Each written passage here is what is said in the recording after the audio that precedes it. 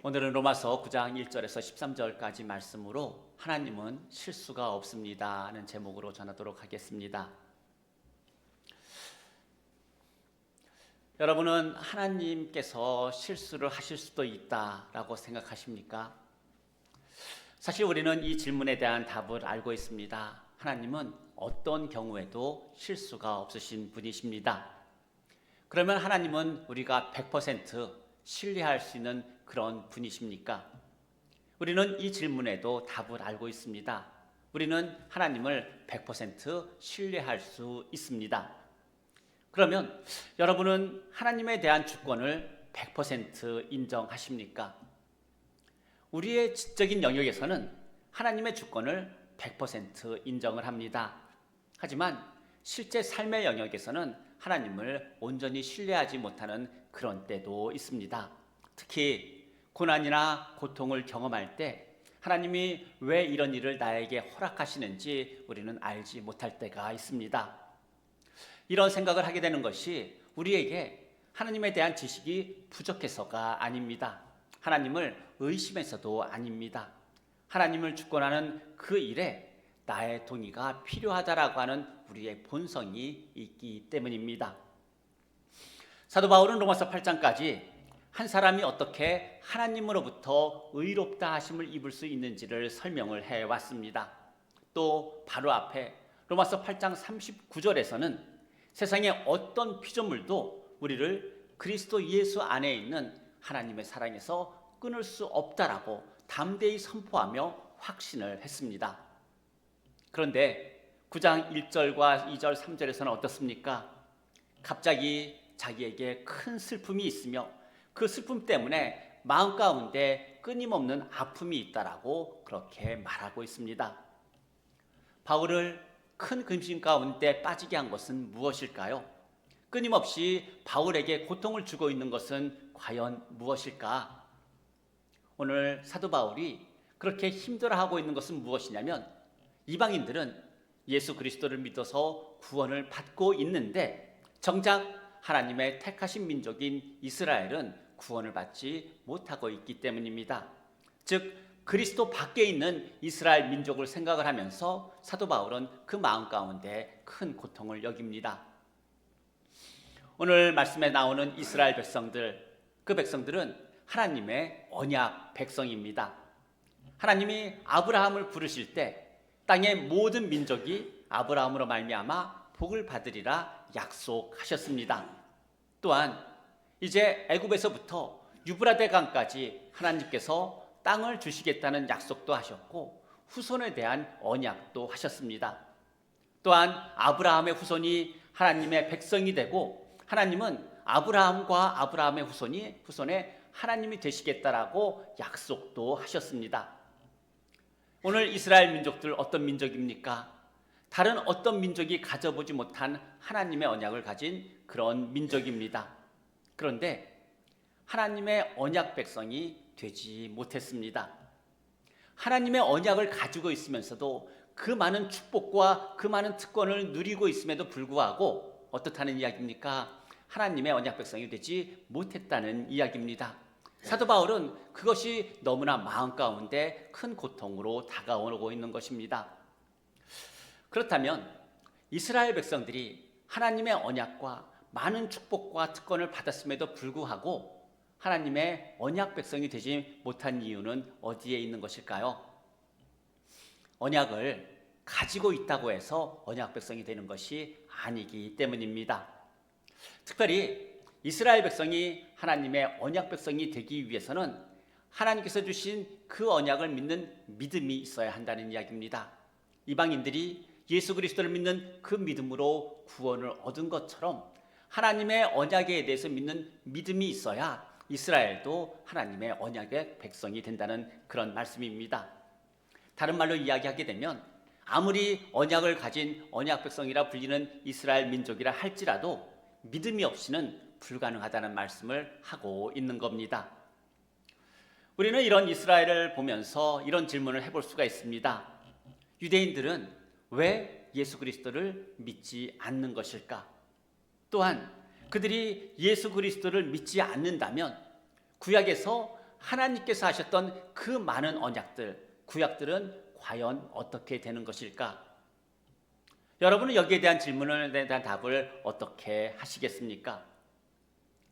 지금 이 질문은 단순히 이스라엘 민족의 구원 문제에 대한 질문이 아닙니다.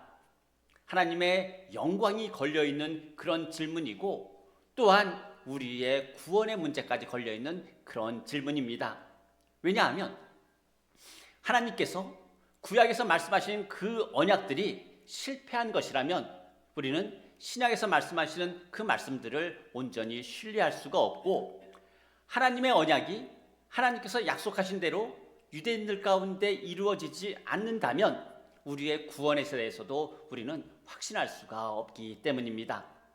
따라서 민족으로서 이스라엘의 구원의 문제는 반드시 설명되어지고 거기에 대해서 논해져야 되는 그런 문제입니다.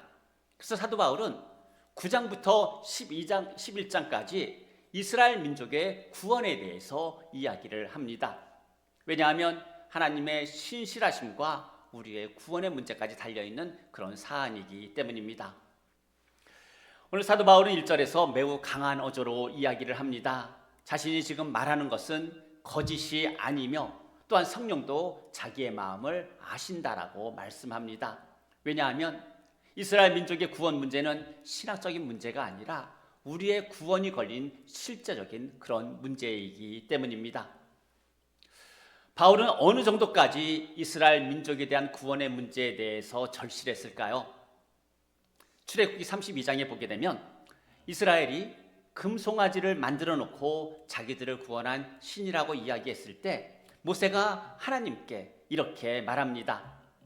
그러나 이제 그들의 죄를 사하시옵소서. 그렇지 아니하시오면 원하건대 주께서 기록하신 책에서 내 이름을 지워버려 주옵소서. 모세가 이렇게 이야기했어요. 오늘 사도 바울이 모세와 똑같이 이야기를 합니다. 3절에서 어떻게 말씀합니까? 나의 형제 곧 고륙의 친척을 위하여 내 자신이 저주를 받아 그리스도에게서 끊어질지라도 내가 원하는 바라고 그렇게 말씀하고 있는 겁니다.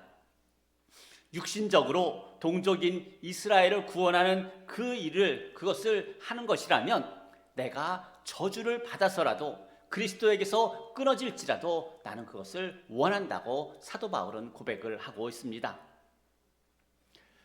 사도 바울이 이렇게까지 고백할 수 있는 이유는 어디에 있는 걸까요?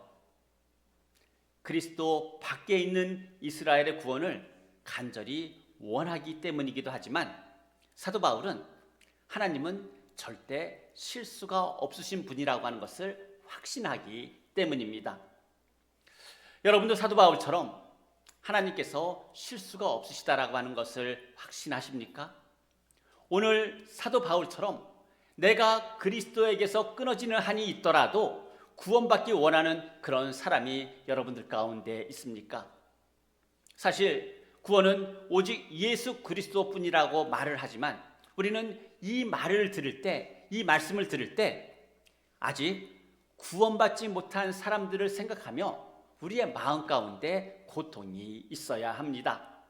사도 바울처럼 큰 슬픔과 큰 고통은 아니라 할지라도 그들에 대해서 불쌍히 여기며 그들의 영혼에 관심을 갖는 그런 마음들이 우리에게 있어야 하는 겁니다. 그것이 구원받은 자의 정상적인 모습입니다. 그런데 우리의 실제를 보게 되면 믿지 않는 사람들에 대해서 안타까워하는 것 같은데 그렇게 아파하는 것 같지는 않습니다. 믿지 않는 사람들에 대해서 관심은 있어 하는 것 같은데 그다지 적극적으로 보이지는 않는다는 말입니다. 왜 그럴까요? 예수님이 다시 오실 그날이 아직 많이 남아있기 때문일까요? 아니면은 우리에게 시간이 아직 천년 만년 그렇게 남아있기 때문일까요? 데살로니가전서 5장 2절의 말씀에 의하면 주의 날은 밤에 도적같이 임한다고 말씀을 합니다. 또한 우리의 육신의 이 생명도 우리는 내일 어떻게 될지 아무도 알지 못합니다. 그런데 우리가 살아가는 그 모습을 보게 되면 구원의 중요성을 깨닫지도 못하고 사람들의 영적인 문제에 대해서는 무관심하고 이 세상에서 천년 만년 사는 그런 사람들처럼 오직 모든 관점이 세상의 부요함과 세상의 평안함 가운데만 있는 것이 우리의 현실이라는 겁니다. 사랑하는 성도 여러분, 오늘 로마서 말씀을 통하여서 특별히 믿지 않는 사람들에 대해서 사도 바울과 같은 그런 마음이 우리 안에서 다시 회복되어지기를 주님의 이름으로 축복합니다. 믿지 않는 사람들을 생각을 할 때 사도 바울과 같은 그런 마음이 있는 것이 정상적인 그리스도인의 마음입니다. 또한 믿지 않는 자에 대해서 불쌍히 여기며 그들의 영적인 문제에 대해서 적극적으로 관여하는 것, 바로 그것이 하나님께서 우리에게 맡기신 일이기도 합니다. 오늘 이스라엘 민족 어떤 민족입니까? 언약뿐만 아니라 많은 축복과 많은 특권을 받은 그런 민족입니다. 그들에게는 하나님의 양자됨이 있고 영광과 언약들이 있고 율법과 예배와 약속들이 있습니다. 그 외에도 많은 믿음의 조상들이 있고 육신적으로는 유대인에게서 그리스도께서 나셨습니다. 여러분, 이 모든 축복은 이스라엘에게만 주어진 그런 축복이고 다른 어떤 민족에게도 주어지지 않은 것들입니다. 그러면 이 많은 축복 가운데서 여러분, 이스라엘 백성들은 무엇을 가장 자랑스러워했을까요? 이스라엘 민족들이 가장 자랑스러워했던 것은 무엇보다도 그 하나님께서 이스라엘을 택하셨다라고 하는 겁니다. 뿐만 아니라 이스라엘을 택하신 그 하나님이 이스라엘 가운데 계신다라고 하는 겁니다. 그래서 유대 민족들은 자신들이 하나님으로부터 택함을 받았다라고 하는 그것을 많이 자랑을 했습니다. 뿐만 아니라 자기들 가운데 하나님의 계심을 자부심을 갖고 그렇게 살았습니다. 그런데 이 모든 특권들은 과거에만 주어진 그런 특권들이 아니라 유대인들에게는 현재적인 특권이며 또한 미래에도 누리게 될 그런 특권들입니다. 결국 이 모든 특권들을 유대인들에게 주셨다라고 하는 그 말씀은 어떤 의미냐면 하나님께서 이스라엘을 구원하셔야 한다는 그런 보장과도 같은 특권이 이스라엘에게 주신 그런 특권입니다. 하지만 이스라엘은 이런 축복과 이런 특권에도 불구하고 이스라엘은 실패했습니다. 특권은 화려했고 영광은 넘쳤지만 이들의 현실은 그리스도를 거부하고 십자가에 못 박습니다. 그러면 이스라엘의 실패가 하나님께서 실수하셨다는 의미일까요? 이스라엘의 실패가 하나님의 말씀이 실패하셨다는 것을 과연 의미하는 것일까? 오늘 6절에서 사도 바울은 이렇게 말합니다. 그러나 하나님의 말씀이 패하여진 것 같지 않도다라고 말합니다.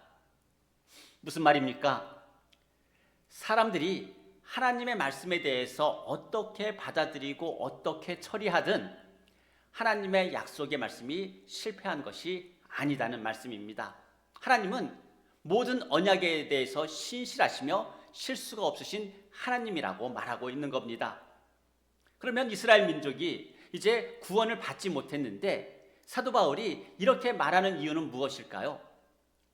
이스라엘 민족이 하나님으로부터 택함을 받았음에도 여전히 구원받고 있지 못한데 그럼에도 불구하고 하나님께서 실패하신 것이 아니다라고 사도 바울이 말하고 있는 그 이유는 과연 어디에 있을까?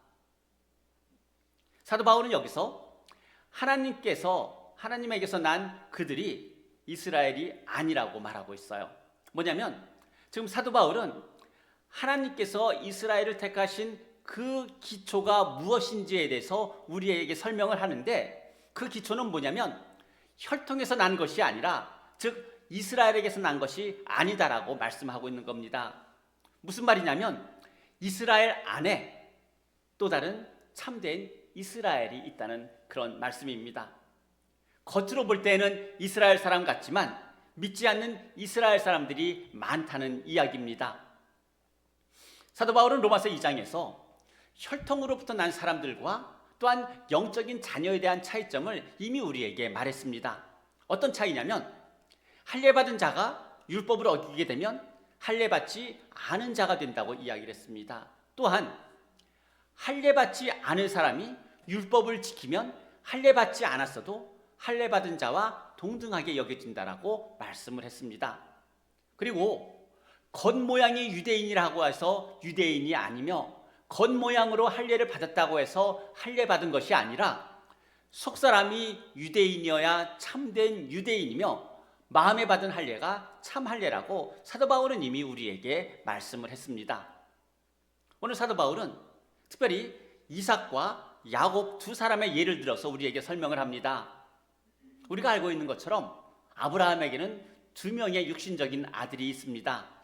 한 사람은 하갈에서 낳은 이스마엘이고 또 한 사람은 사라에게서 낳은 이삭입니다. 그런데 육신적으로 볼 때는 이스마엘이 장자이기 때문에 하나님으로부터 이스마엘이 택함을 받아야 했습니다. 그런데 하나님은 누구를 택하셨습니까? 이삭을 택하셨습니다. 혈통적으로 이스마엘도 아브라함의 자손이지만 모두가 아브라함의 자손이 아니라는 말씀입니다. 또한 사도 바울은 이삭과 리브가에게 있는 두 아들의 예를 들어서 우리에게 설명합니다. 우리가 알고 있는 것처럼 이삭과 리브가에게는 에서와 야곱이 있습니다.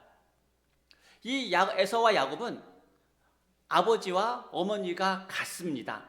그러니까 이 둘을 이 아브라함에게 있었던 이스마엘이나 이삭처럼 외적으로 구분할 수 있는 것이 우리에게는 없습니다.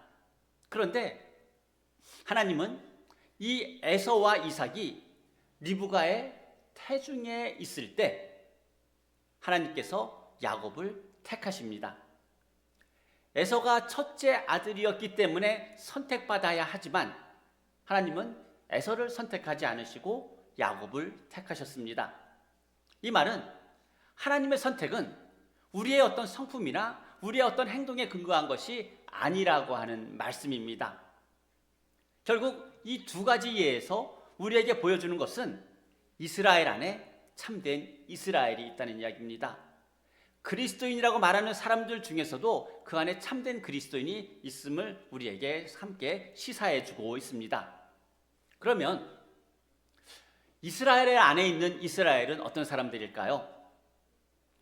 이삭일까요? 또 야곱일까요? 사도 바울이 말하는 것은 이삭이나 야곱을 말하는 것이 아닙니다.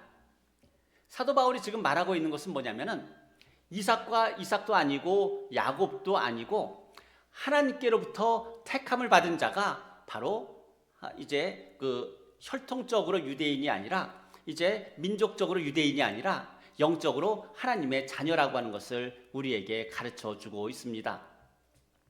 사랑하는 성도 여러분, 여러분은 이삭과 또 이스마엘, 또 에서와 또 야곱 중에 누가 하나님의 자녀라고 생각을 합니까? 하나님의 자녀는 이삭도 아니고 야곱도 아니고 하나님께로부터 택함을 받은 사람이 하나님의 자녀라고 하는 이야기입니다. 그러면 하나님으로부터 택함을 받지 못한 사람들은 여러분 어떤 생각을 할까요?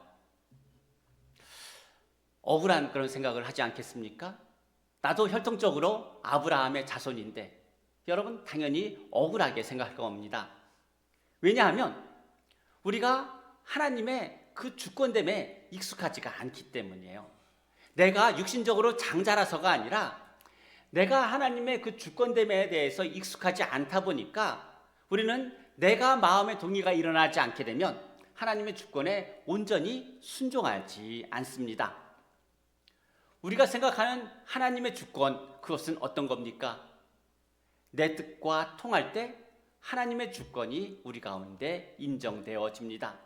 즉 내가 인정하는 그 범위 안에 있으면 그것을 하나님의 주권이라고 생각을 하고, 그러나 이스마엘이나 에서처럼 하나님의 주권이 내가 생각하는 범위 밖에 있으면 우리는 하나님의 주권을 잘 인정하지 않습니다. 그래서 억울해합니다. 마치 마르다처럼 그렇다는 이야기입니다. 마르다가 인정하는 하나님의 주권은 여러분 어떤 주권입니까? 예수님이 나사로가 죽기 전에 오셔서 나사로를 살리시는 것, 그것이 마르다가 인정하는 하나님의 주권입니다. 그런데 예수님은 예수님의 주권을 어떻게 행사하셨습니까? 마르다가 인정하는 그 방식이 아니라 나사로가 죽은 다음에 오셔서 죽은 나사로를 살리시는 것, 그것이 예수 그리스도께서 나타내시는 하나님의 주권이었다는 이야기입니다. 바로 우리가 그렇다는 이야기입니다. 우리 인생에 대해서 하나님의 주권에 대해서 머리로는 인정을 하지만 삶으로는 잘 인정하지 않습니다. 왜냐하면 내가 인정하는 하나님의 주권과 하나님의 그 주권의 원래의 모습이 다를 수 있기 때문입니다. 사랑하는 성도 여러분, 여러분은 하나님의 그 주권을 100% 인정하십니까? 우리 어제 아침에 룻기를 함께 살펴보면서 이제 나눈 말씀이지만 보아스나 룻이나 나오미가 하나님의 주권을 온전히 인정하지 않았다면 보아스보다 먼저 기업 물을 자가 있다라고 하는 이 사실을 알았을 때 하나님이 그 일이 어떻게 될지를 알게 하실 때까지 이들은 기다리지 않았을 겁니다. 그런데 보아스도 나오미도 룻도 하나님께서 그 일이 어떻게 될지를 알게 하실 때까지 기다립니다. 무슨 말씀입니까? 예상하지 않았는데 내가 원하는 하나님의 주권의 방식이 아닌데 나오미와 룻과 보아스는 그 하나님의 알 수 없는 주권에 대해서 순종했다는 말씀입니다. 하나님의 주권을 온전히 인정하는 사람은 하나님의 주권을 나의 지적인 영역에서 생각하지 않습니다. 많은 사람들이 하나님의 주권을 지적인 영역에서 먼저 생각하고 판단을 합니다. 그러나 꼭 반드시 알아야 하는 것은 하나님의 주권을 인정하는 그 시작은 하나님의 말씀 그대로를 받아들이는 데 있습니다. 예수님이 십자가에 달리시기 전에 베드로에게 어떻게 말씀하셨습니까? 마태복음 26장에서 내가 닭 울기 전에 나를 3번 부인하리라 말씀하셨습니다. 베드로가 예수님께 어떻게 대답합니까?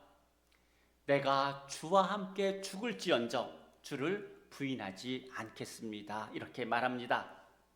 베드로는 예수님께서 말씀하시는데 그 말씀을 그대로 받아들이지 않았습니다. 왜냐하면 예수님의 주권에 대한 해석이 자기의 중심적인 것으로 바뀌어 있기 때문입니다. 우리의 사고, 우리의 생각은 아무리 아니라고 해도 우리는 자기 중심적입니다.